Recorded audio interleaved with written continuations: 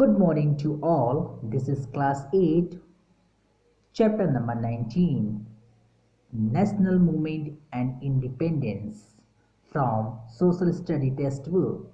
And today my topic are National Movement after 1885, Our Nation in the Making, and second, Formation of Indian National Congress.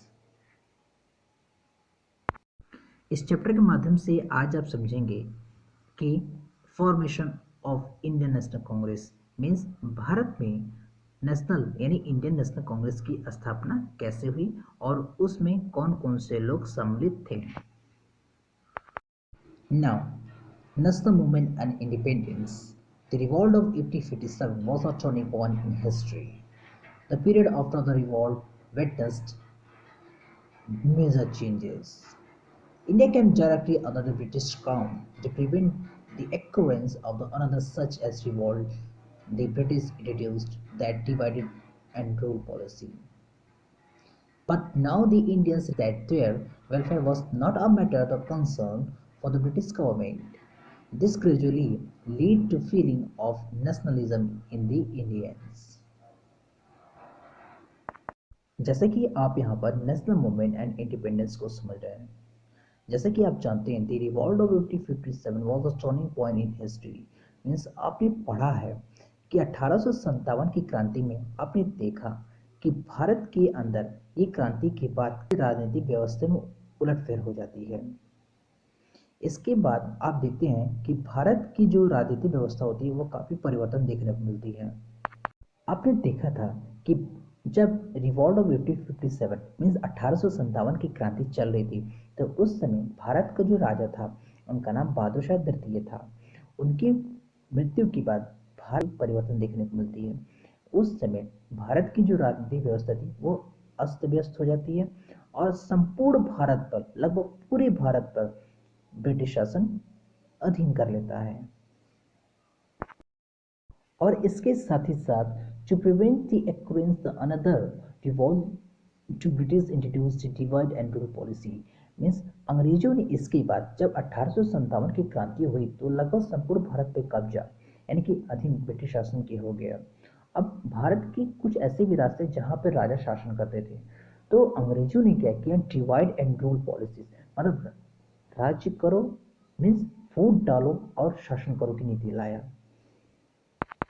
But now the Indians realized that their welfare was not matter as a concern the British government. This gradually led to the feeling nationalism in the Indians.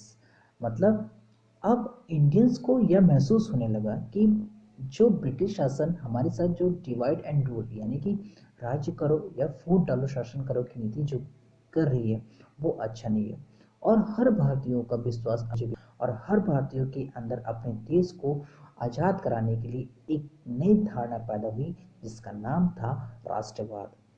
और इस राष्ट्रवाद के तहत भारत के अंदर एक नई क्रांति पैदा हुई जिसके तहत भारत के अंदर 1885 मीन्स 1850 में भारत के अंदर इंडियन नेशनल कांग्रेस की स्थापना होती है और उस स्थापना के तहत भारत में लगभग एक नई सी क्रांति आती है जिसे आप आगे अच्छी तरीके से समझेंगे। जैसे कि formation of Indian national Congress means भारतीय कांग्रेस को समझने से पहले आप एक बार यह समझें कि national movement after 1855 means a nation in the making. आपने देखा जैसे कि मैंने आपको बताया कि भारत के लोगों को अब यह विश्वास हो गया जो ब्रिटिश हैं वो हमारे साथ अच्छा नहीं कर रहे हैं। तो भारत के अंदर जब नेशनल कांग्रेस की स्थापना नहीं होती उसके पहले भारत के अंदर बहुत सारियां पार्टी बनी थी लेकिन हर पार्टी को विजय हासिल नहीं हो पाई। इसलिए भारत के अंदर ऐसी पार्टी की स्थापना की गई जो आगे जाकर के एक बहुत ही महत्वपूर्ण भूमिका निभाता है। As you learn that due to the oppressive attitude of the British, the Indian people realized their own state and thus the spirit of nationalism was infused into them, which ultimately led them to the independence.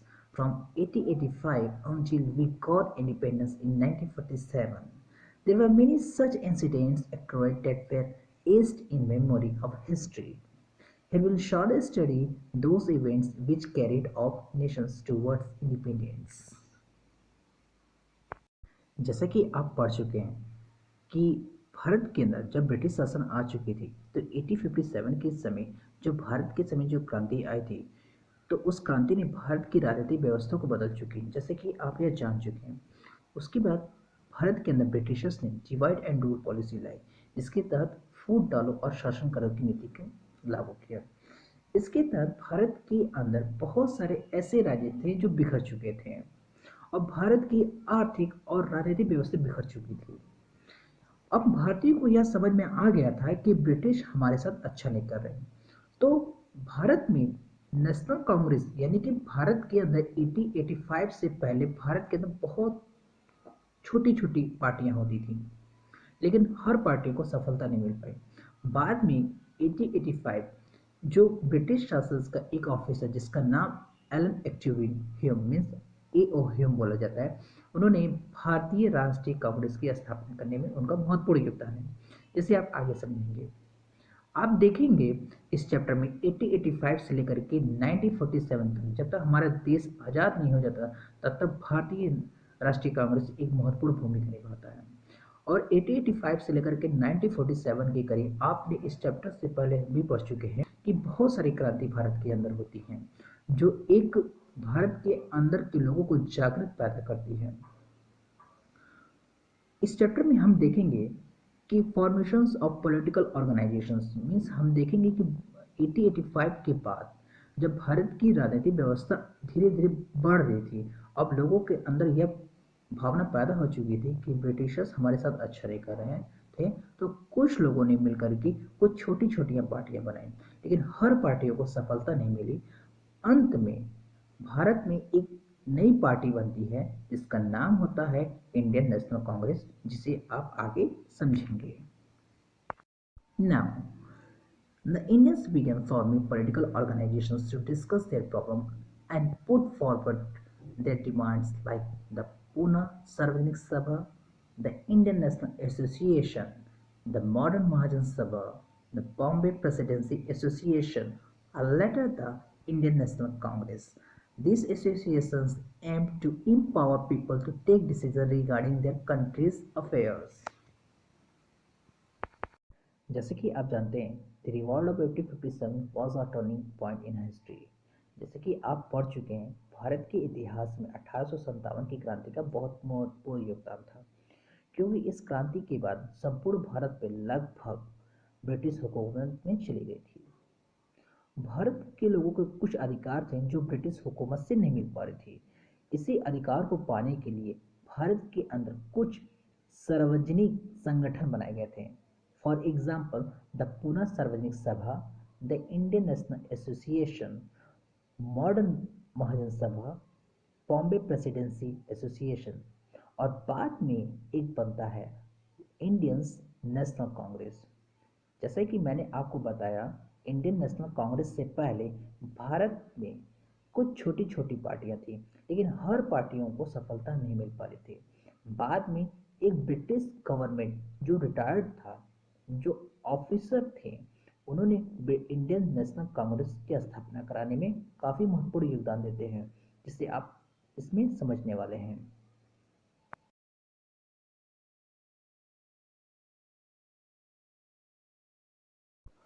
Formation of Indian National Congress. As a reaction to all this, Indian National Congress was established in Bombay in December 1885. 72 delegates from all over the country meet here. A retired British official A. O. Hume played an important role in bringing Indians from various regions together. Some of the leaders of the early nationalist movements were Dada Bhai Naroji, Feroz Shah Mehta, Badruddin Tyabji, W C. Banerjee, R C. Dutta, Surendranath Banerjee among others. जैसे कि मैंने आपको बताया the Indian began forming political organisation to discuss their problem. जैसे कि मैंने आपको बताया कि सिंस 1947 से पहले भारत में ब्रिटिश गवर्नमेंट थी। भारत को लोगों को कुछ प्रॉब्लम हुआ करती थी यानी कि कुछ समस्याएं हुआ करती थी। ब्रिटिशर्स हर समस्याओं को सुलझाने में असमर्थ थे और भारत के लोगों को अपने देश को आज़ाद कराने के लिए कुछ छोटी छोटी पार्टियां बनाई गई थी और उस पार्टियों को अपना खुद का एक अधिकार मानते थे कि भारत को जो समस्या है उस समस्याओं को हम लोग उसका हल निकालेंगे। जिसके बाद भारत के हर क्षेत्र के अंदर मीन्स हर स्टेट के अंदर कुछ छोटी छोटी पार्टियां बनती हैं। लेकिन भारत में एक बड़े पैमाने पे जो पार्टी बनती है जिसका नाम है Indian national Congress. As you know, the Indian National Congress was established in Bombay in December 1885। जैसे कि आप जानते हैं इंडियन नेशनल कांग्रेस की स्थापना दिसंबर 1885 बॉम्बे में की गई थी। A retired British official played an important role। जैसा कि आप जानते हैं ऑल एच ह्यूम, इनको शॉर्टकट में ए.ओ. ह्यूम बोला जाता था। इन्होंने महत्वपूर्ण भूमिका निभाई नेशनल कांग्रेस की स्थापना में। ये एक ब्रिटिश ऑफिसर थे जो रिटायर हो चुके थे। ये बहुत ही अच्छे इंसान थे जो इंडियन नेशनल कांग्रेस की स्थापना कराने में काफ़ी महत्वपूर्ण योगदान देते हैं। जैसा कि आप जानते हैं द रिवॉल्ट ऑफ 1857 1857 की क्रांति में आपने देखा था कि भारत के अंदर कुछ ऐसे भी लीडर थे जो अपने देश की रक्षा करने के लिए कुछ भी कर बैठते थे। उसी तरह रिवॉल्ट ऑफ 1857 के बाद भारत के अंदर कुछ ऐसे भी लीडर्स थे जो भारत को आज़ाद करने के लिए कुछ भी कर सकते थे। Some of the leaders of the early nationalist movements were Dada Bhai Naroji, Firoz Shah Mehta, Badruddin Tayyabji, W.C. Banerjee means Bhumesh Chandra Banerjee, R.C. Datta and Surendranath Banerjee among others। जैसा कि आपने the revolt of 1857 में देखा था कि भारत देश को आज़ाद दिलाने के लिए कुछ स्टेट से कुछ लीडर पार्टिसिपेट किए थे, लेकिन अनफॉर्चुनेटली भारत देश को आज़ादी नहीं मिल पाती है क्योंकि बाद में भारत के अंदर ब्रिटिश गवर्नमेंट स्टैब्लिश अच्छी तरीके से हो जाती है।